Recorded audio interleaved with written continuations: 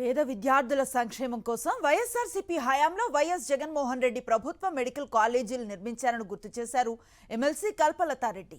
విదేశాల్లో వైద్య విద్యను పూర్తి చేసిన విద్యార్థుల సమస్యను పరిష్కరించాలని ప్రభుత్వానికి విజ్ఞప్తి చేశారు ఎమ్మెల్సీ కల్పలతారెడ్డి.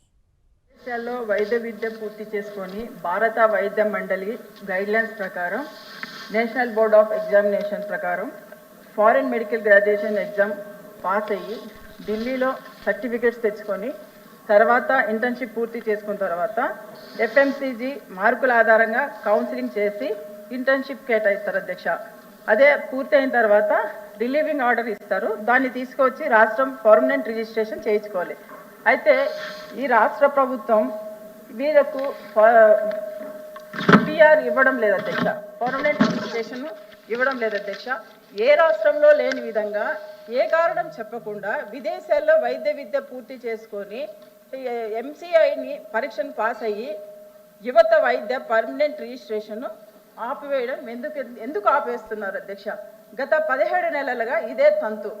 దాదాపుగా ఈరోజు 700 మంది జూనియర్ డాక్టర్స్ వాళ్ళు నష్టపోతున్నారు అధ్యక్ష.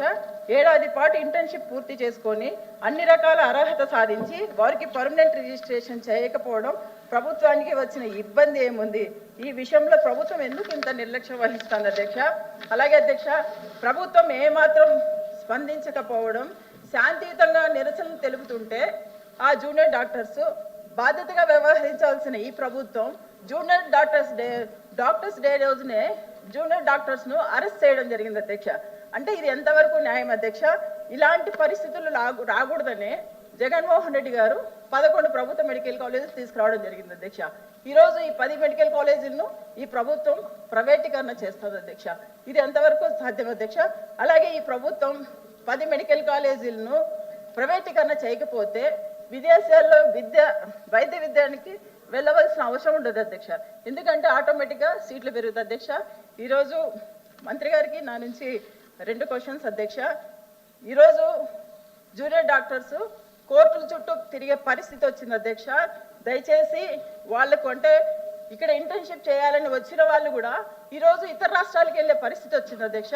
కాబట్టి నా రిక్వెస్ట్, అలాగే నా క్వశ్చన్ మంత్రి గారికి, విదేశాల్లో చదువుకొని వచ్చిన జూనియర్ డాక్టర్స్కు పర్మనెంట్ రిజిస్ట్రేషన్ ఇవ్వకపోవడం ఎందుకు ఆలస్యం అవుతుంది?